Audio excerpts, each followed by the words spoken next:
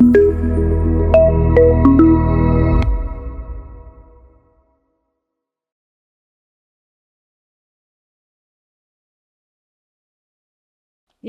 thank you for the nice introduction.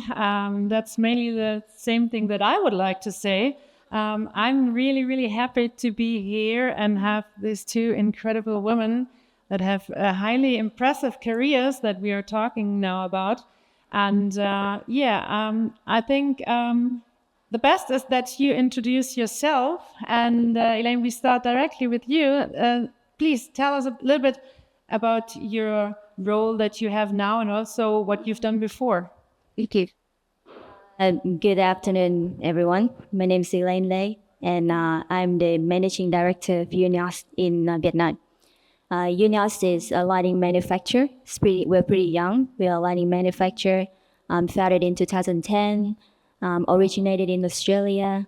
And in Vietnam, we supply lighting solutions for hospitality, living, retails, and offices.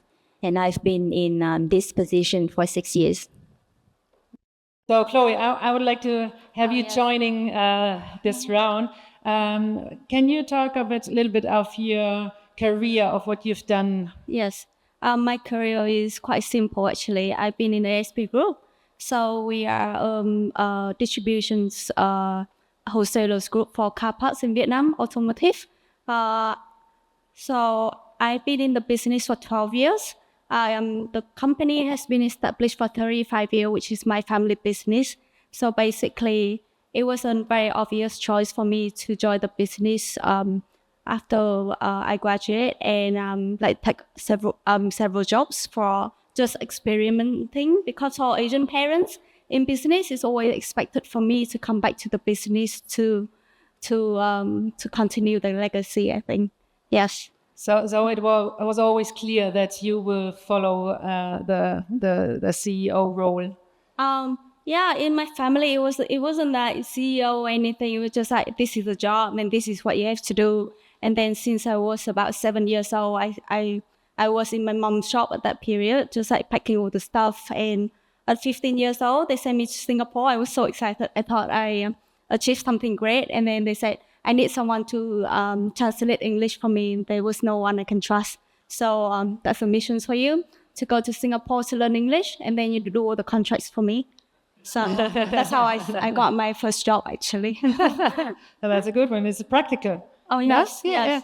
So, what is your mission with the ASP group? Because, you're really growing. It was a small business, and now you're really in the enterprise mode. So. Oh, yes. So initially, we was a shop and just selling spare parts. But then, and I came into the business. Obviously, I'm not into cars. I'm not like even driving it, but I have to drive car just to move from one place to another or go traveling. So I felt the journey of like repairing your car is so hectic and not transparent. When I go to the workshop, they just look at me and then say, "Oh, you look like you don't know anything, so I can just give you any price." So I really want to make a change on that. Make it more transparent for anyone to enjoy the journey of having a car to drive, also the maintenance itself afterwards. Yeah. Right. Yes. How did you do it to find out what are the right opportunities you have to take to scale the business? So what was your strategy to do that? My strategy, there's not a very clear strategy, but as we grow with the business, there's so many things that that the industry hasn't been doing.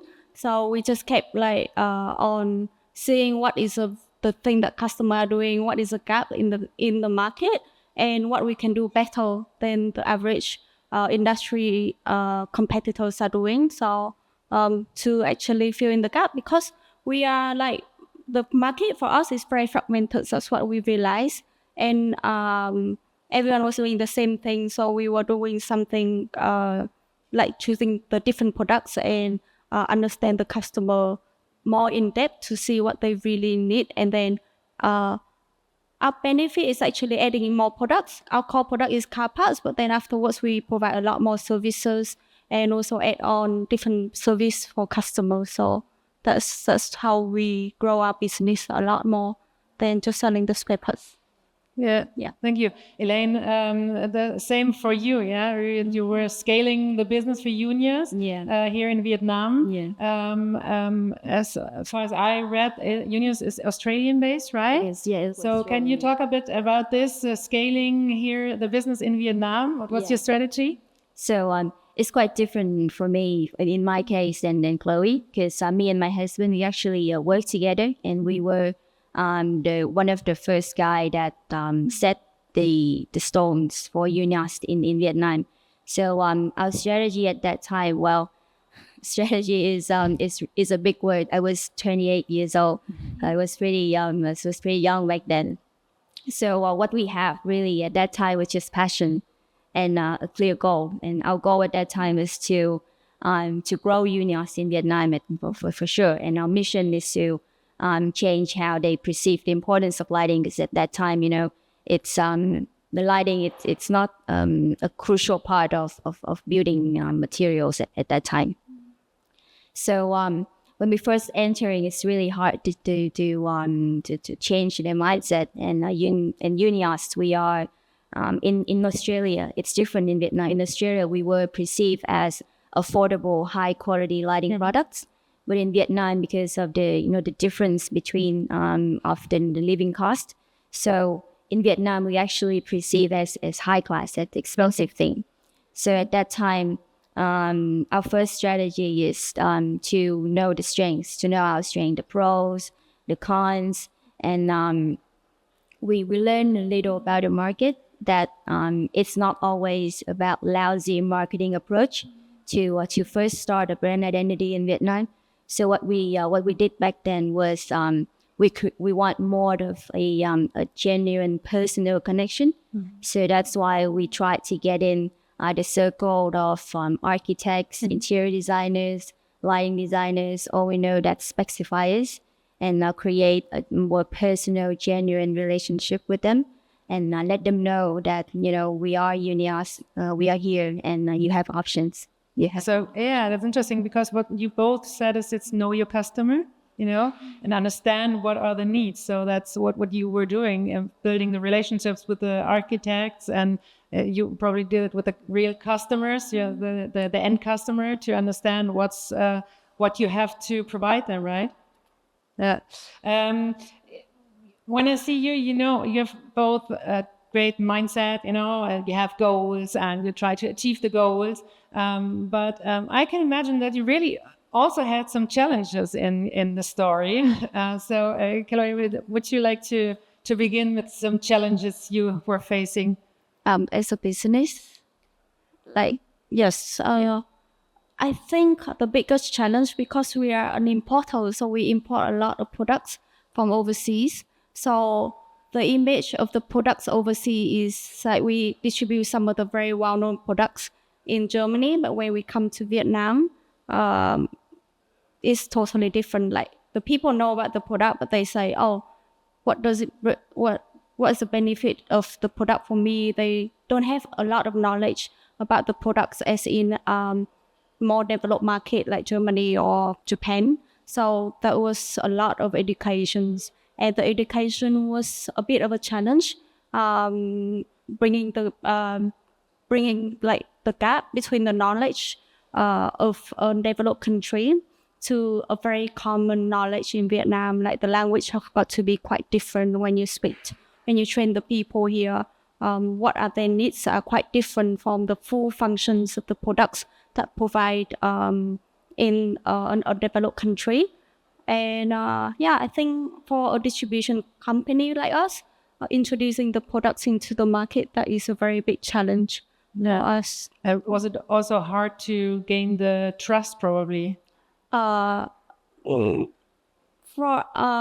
the product which is well known in overseas, they like for like we yes, they trust it, but they don't know how to use it. And obviously those high quality products are of a different price range than the products that you can get in Vietnam. So it's always what is the benefits that they can get of the products, and how can they maximize the product benefits for their benefits. No, okay. Yes. Yeah, so there what you said, a lot of education. So what's in it for me? That's then always the question. And Elaine, you were already talking about you had to grow your network with the architects and so on and designers. What challenges did you face then there? Well, my challenge, it's really personal. Actually, a personal challenge. It's the stereotype of women that working in a predominantly men's playground. Yeah. So I can't imagine how many times I've walked into a project meeting, for example, and it's 90% of them are guys, and I'm the only girl, and they often mistaken me as the interns. I was young back then, like not now. They often mistaken me as an interns or PA, Yeah. or so it's a stereotype of women in these settings in the lighting industry. Yeah. In the contractors and builders industry, to be honest, and to overcome that challenge, I think really it's stereotypes is a state of mind. It's a state of mind for me, of how it's really about you, not them. Like your confidence level, you show them your expertise, your performance, rather than the gender bias.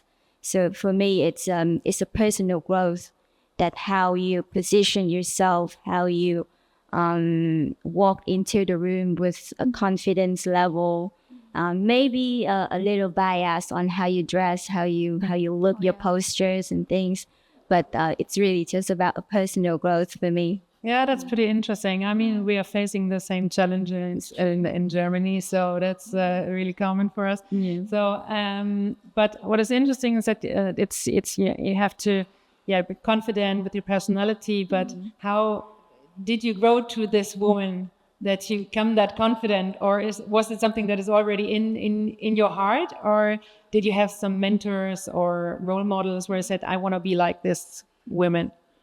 My biggest mentor is my husband, really, because we work together. Like we work together in the same business. To be honest, I work in the background, so I work in the back end, and he's more in the front end. So he helps with making connections, building connections, and I'll help with the afterwards, like all of the operations and human resource and everything afterwards. And my biggest mentor is my husband, like how he pushed me out of my comfort zone, and he trying to pursue, trying to make me getting out of my comfort zone and do things that I've never done before. So appreciate that's kind of that kind of I have the same mentorship. one here. Here he's standing. Yeah. He's doing the same job, pushing me out of my comfort zone. So that's. But is that common that the Vietnamese guys that really help the women to grow their business or to do their career? I think in a way, right? What do you think about this? Well, probably not all. But He's a Chloe, very changer, I In a think. way, yeah. yeah. I mean, yes, they do support, but still we're an Asian country, I feel. Yeah. And her husband, I got to know him. He's quite supporting woman, but still, when I look back at the reality of the country, is still we have a lot of culture, Asian cultures over there, male dominant. Okay. It's what some of the challenges might be like.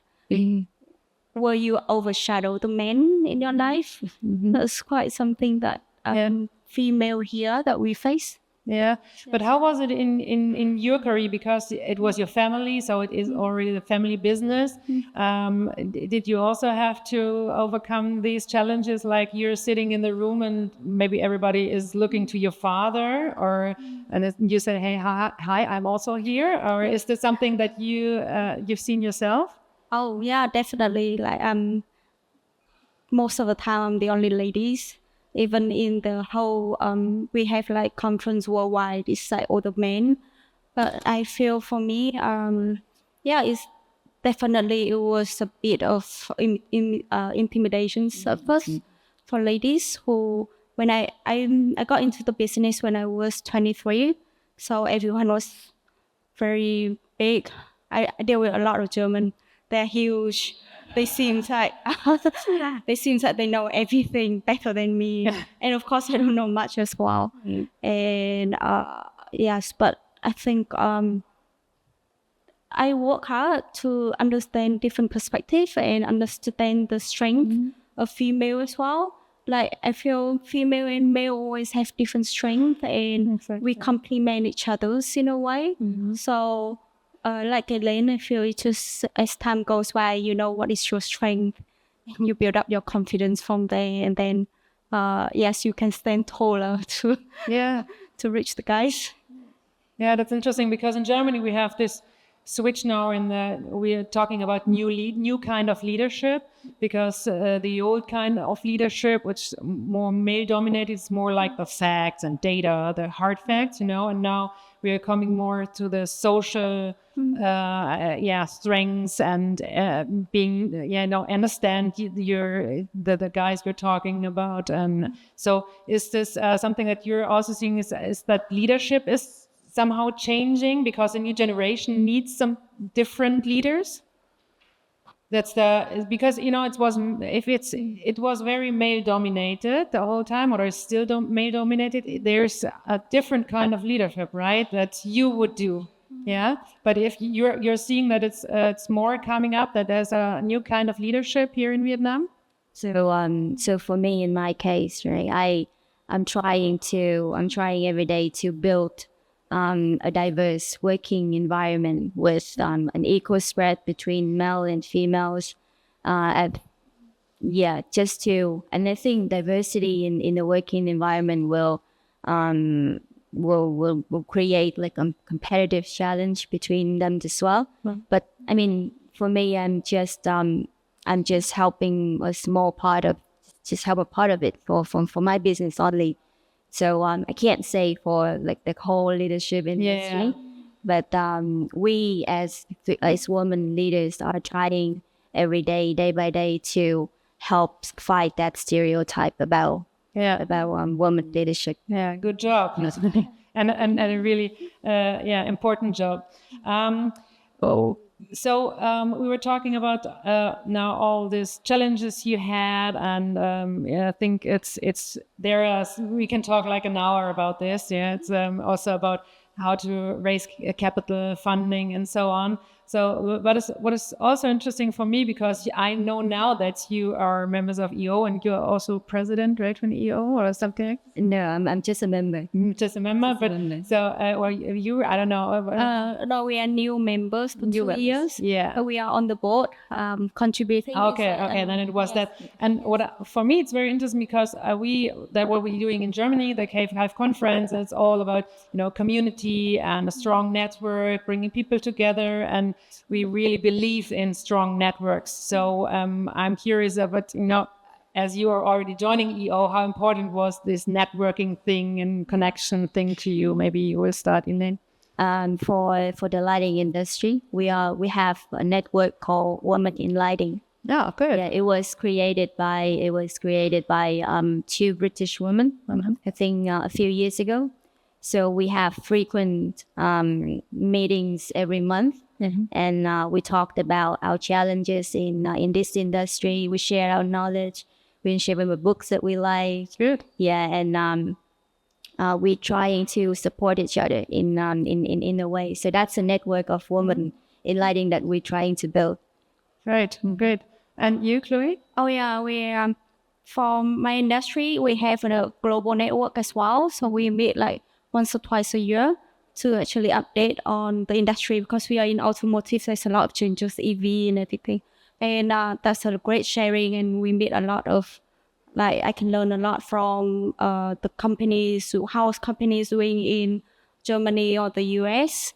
And unfortunately, we don't have that global group for women, because normally there's 100 people in the conference and there are like about 5 female. So quite little. But in Vietnam, surprisingly, in our industry, there are like the female working in the industry in Vietnam, for my industry, is about 60%. So we don't form a formal network, but then we do share with each other the difficulties of working life, balancing between life and work. So yeah. So it's a really important role also for you to work with your network and to do the exchange. And is it then common also in Vietnam that you were a little bit talking about that, sharing also the difficulties, that you're really open with each other and saying like, oh, I'm really facing here a really big problem. Can you help me? So that is how it works in a network. Yes, Yeah. for us, we sit down and we share about our challenges and how we gonna help each other with that. Yeah. So it's really supportive. Yeah. That network. But are there already many female networks in different industries, or is like in the beginning kind of? For us, for Unios, we're trying to build a community of our own. Yeah, so we're trying to host a series of events called Lighting It Reimagine every year, maybe twice a year. That we're trying to invite our clients over, build a network of architects, interior designers, developers, investors, really, and we sit down. At Unios, we will show them what is our new initiatives, what are new products, and what is the future of lighting looks like, things like that. So we're trying to build a community of our own. So great. So Chloe, maybe that's also something for you to build in the automotive industry, or women in automotive, or kind of this. Yes. Or there are two less. We haven't formed it formally yet, but then it's something that we kind of casually do it.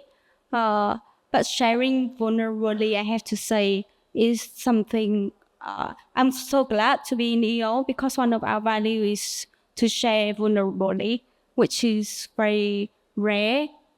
I can find in the environment surrounding, because obviously we in the same industry and everyone can be competitors to each other's in a way. So yes, but I'm glad that I don't have that in my industry yet. But then I find EO, which we have EO woman or EO itself. So I met Elaine in EO. Then we can share the difficulty of being a female leadership, which I thought it's only my problem. But when I talk to Elaine, then I say, oh my God, it's not only my problem, it's everyone else's problems. And we help each other and help each other to grow. So that is very beneficial. Yeah. It's surprising to me that no matter how big or small your business are, we still facing the same problems every day. Yeah. I think that everybody can relate here in the room that it's like this.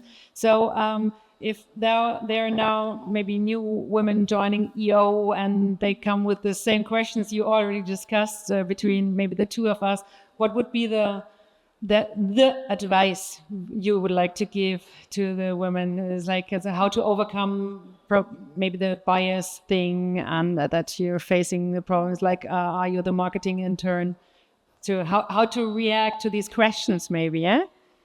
My advice for me, I think it's really cliche, but just be yourself. Just be your own self. Just be as your confident self, as your expertise, and growth every day. So you know what you are the one that know how to solve your problems. So just growth every day. Yeah, Yes, I totally agree with Elaine. New things. Like, I cannot persuade the men in my industry trust me or don't look down on me. I just have to say it by the actions that we do, and then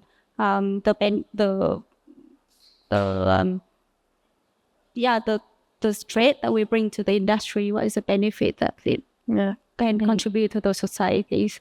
So that speaks louder than everything else, I guess. Yeah. Yes.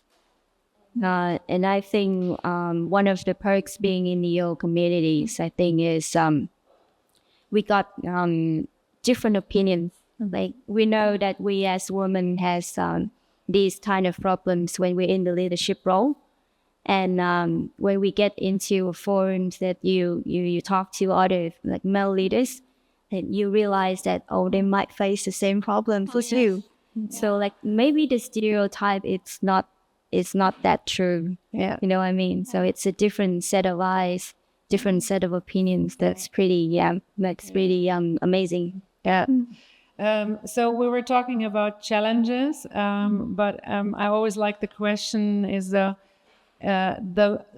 biggest mistake you made and where the lesson you learned were also the biggest, because, you know, if you don't make mistakes, you can't grow. That's my opinion, but it's always hard to commit to yourself that you did a mistake. So, Chloe, maybe you want to start. Do you have one mistake in mind where you say, but this was really the biggest lesson I learned?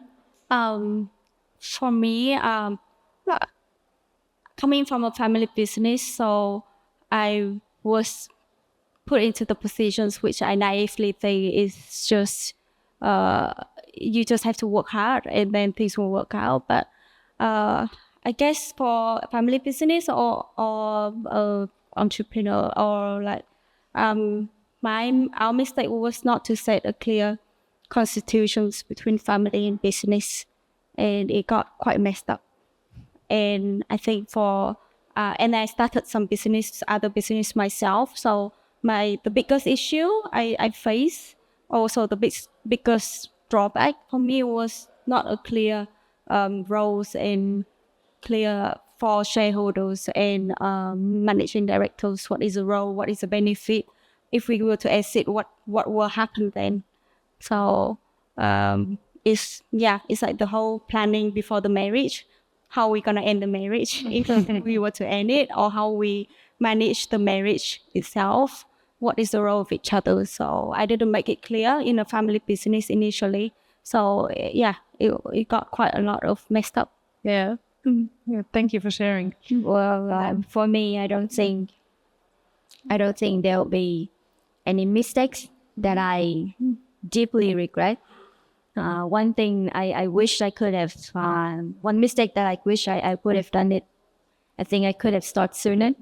Could have started the company sooner, and because we're young, so all of the mistakes that we've made, we can just stand up and start over.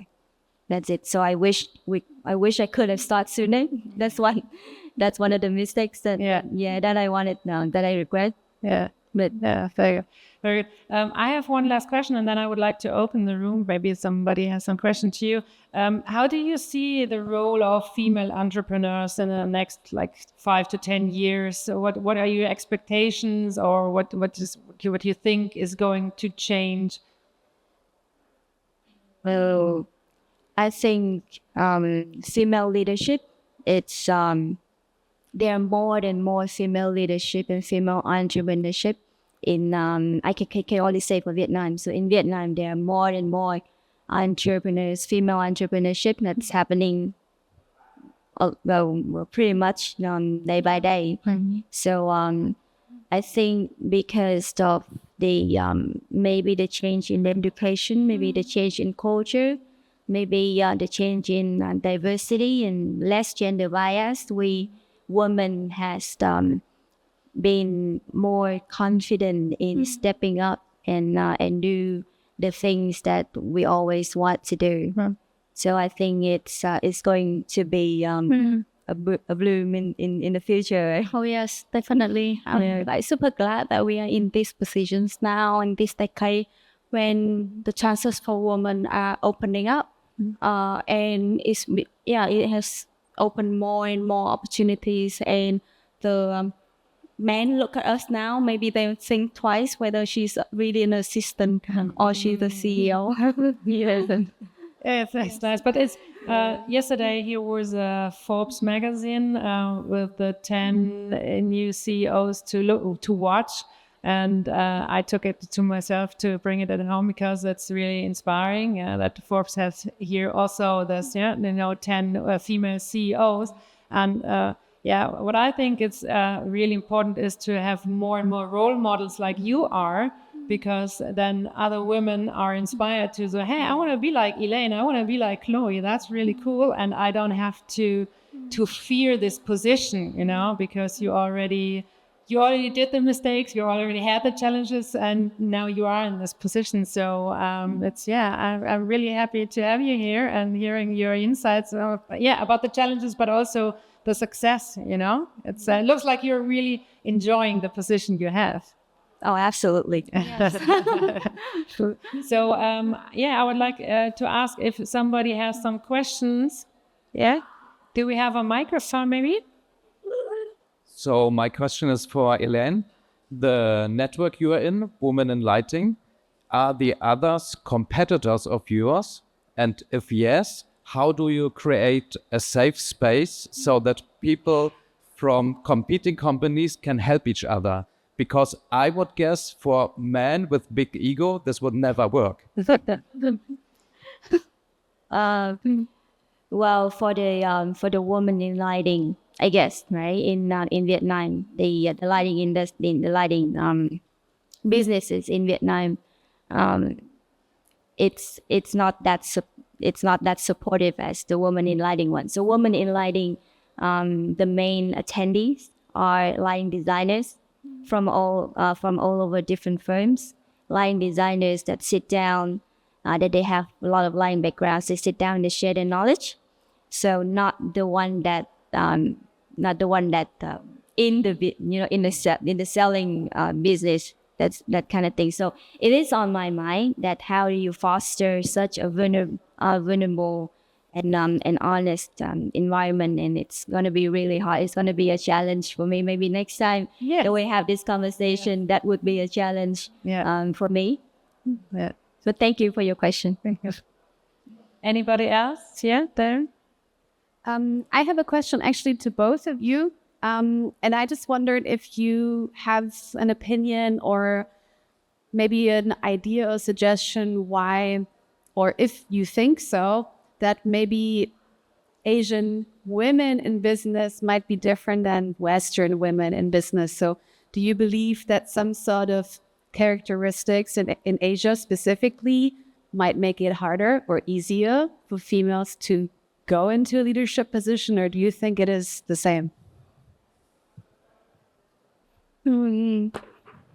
Actually, I got a chance to work in the UK for a year, but to talk about women in Asia, I think more specifically, Vietnamese women, I think I know better because I'm not very exposed to the whole Asia. So Vietnamese women, what is special about us is we gone through the world in which all the men are out fighting. So basically the women are back at home. So we have to do everything, finances, operations.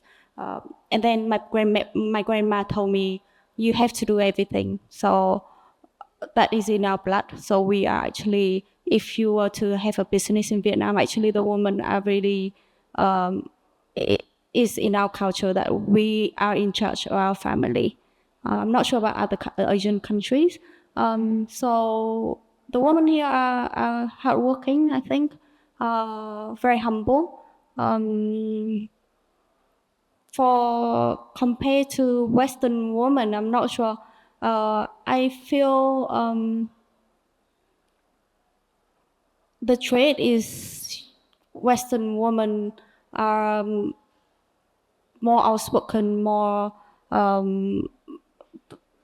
like open to talk. But Asian women, like Vietnamese women, we are quite shy in a way that we don't discuss things very openly. We try to keep a very harmonious relationships. So that is something to take note of. I think that's the biggest cultural difference between the West and the East, or Vietnam specifically, that I can find. I actually, I agree with Chloe that we haven't exposed to the Western. I don't have a lot of Western female friends. But one thing that I can add in is for women in general, we all going to be a mother someday, and we have that caring, that balance, how you balance yourself too, and you care for your employees, for your staff. And in my case, for example, my goal is to foster a safe environment so my employees they can grow maturely and look out for each other themselves. And my goal is for nobody. Well, if they have problems, nobody will look for me to solve their problems, but they only come to me for the new ideas. So I think women in general, we have that motherhood, like that caring senses that's really needed in the modern working environment, I think. Yes, Rich. I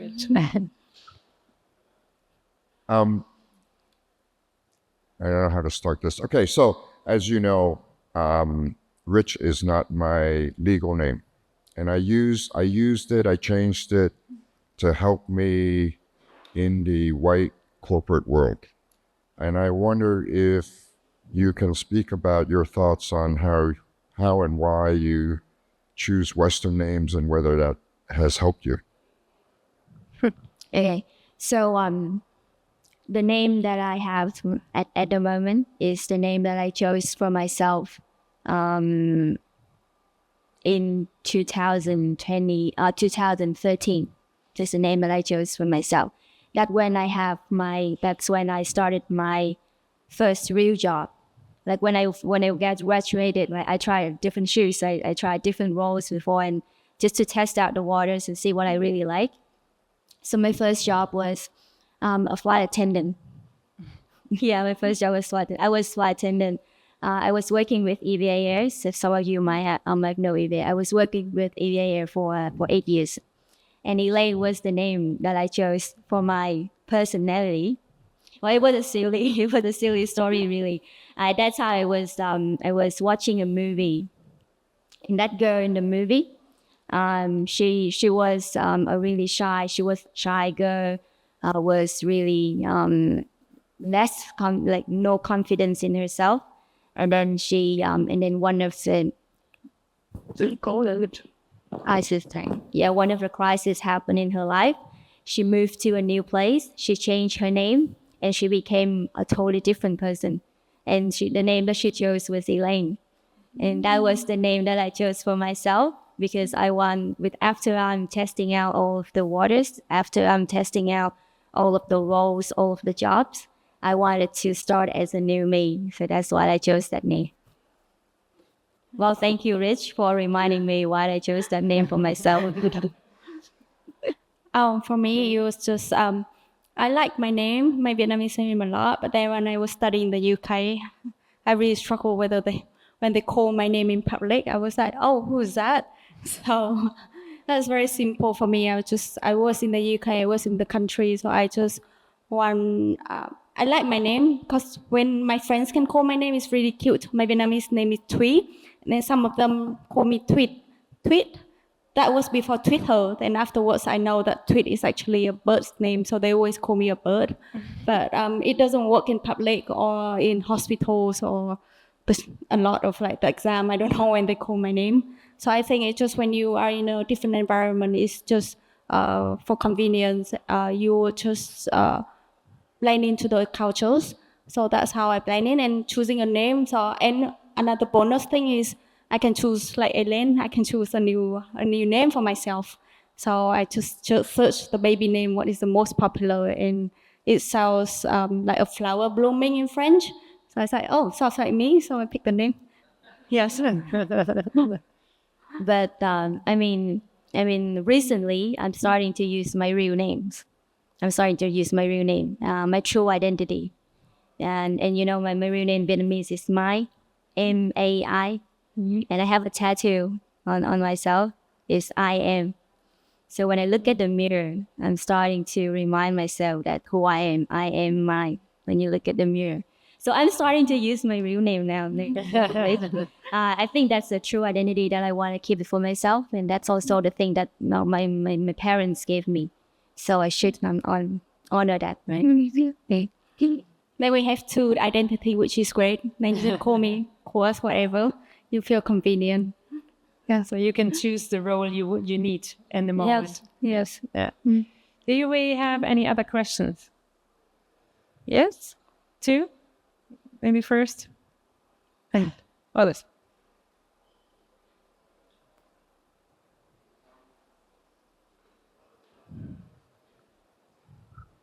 Thank you. Could have gone first. It's my second question. I want to follow up a little bit on the thing that I asked before with the characteristics and what might be easier and harder. Just because from my experience, I've lived and worked in Asia for 10 years now, so I know a little bit what it's like to be a woman in Asia. And I wonder, just from your perspective, you talked specifically automotive, right? I also used to work in that industry. It's very male dominated. And sometimes maybe a bit hard to make your ground. Do you face difficulties, or do you find that sometimes it's very hard to connect with fellow business partners because a lot of business relationships are being built over drinks at night in a male-dominated round, and you're missing out on that? Or are you still joining that and just ignore the fact that maybe you're breaking the standard? From my experience, actually, I feel it's quite a privilege being a lady, so you don't have to join all the second or the third round in Asia, which is quite damaging. But if it's really necessary, like you say, there's something that is only discussed. I went to the third round sometimes. But I think I have my male colleagues to go for that. And so that's how I just solve the problem. But it's true. I deal with a lot of Japanese, and for Japanese, it's like the culture. It's like things on the table are just normal things. Like better things will come up after the dinner. So there's benefit of me as a female. I can choose who I want to go and who I don't want to go. And if it's really, I can have my male staff to go for me. That's always a choice that I make.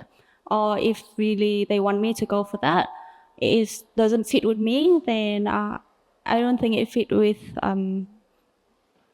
I think the value that I bring into the business is important enough that they respect me in those aspects. So I will choose carefully for myself. For me is I always set boundaries. Me and Chloe, I think we are the same. Oh yeah. We set boundaries. Like some of the occasion that we have to join, we'll join. Well, for me, it's easier for me because I work with my husband, so I can always ask him to go instead of me.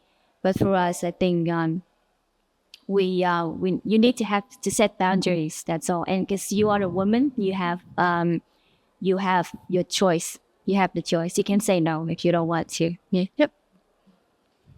So there was one question here. Hi, thanks so much for sharing your experience.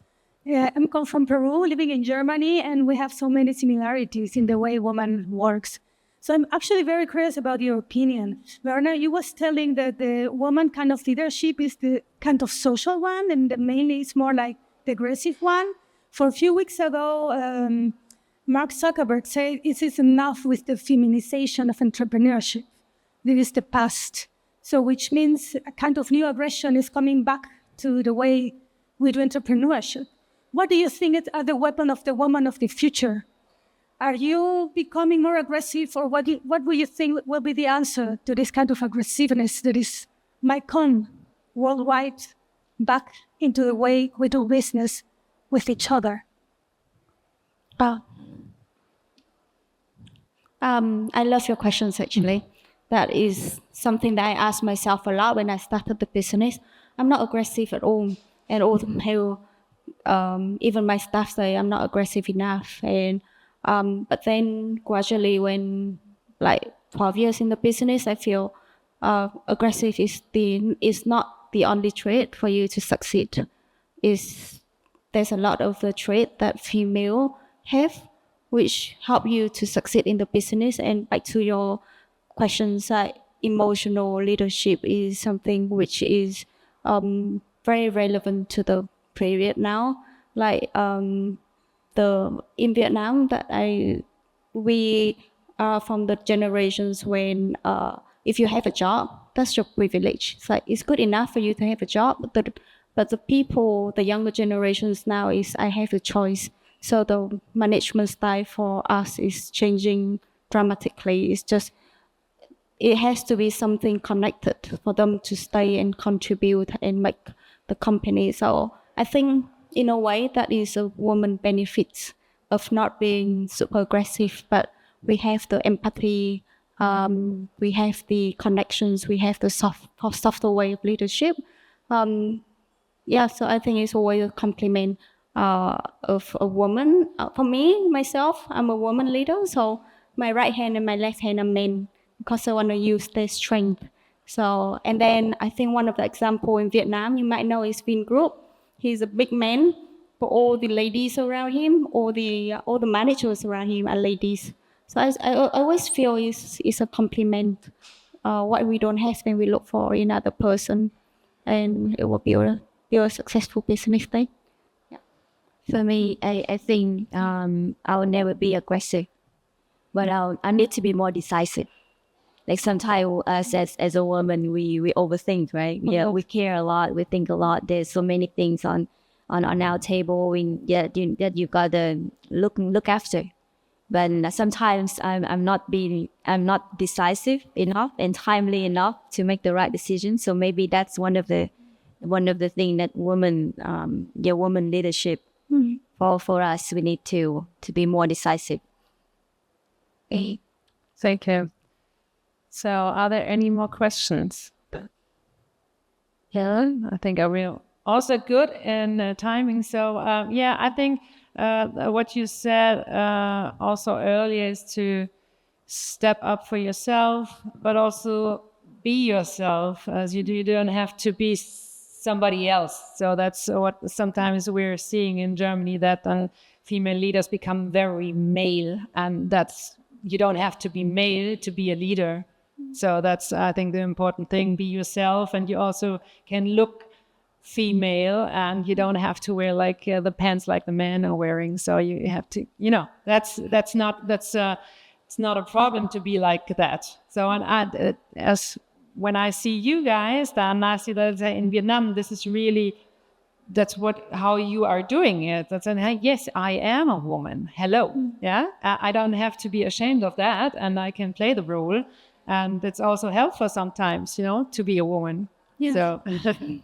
So thank you very much. It was really, really nice hearing all your stories. And I think that's also for you guys from the Western world very inspiring to hear what you're doing. Thank you very much. Yeah, I hope it's just some insight that we're having. Yeah. Thanks for listening. Thank you.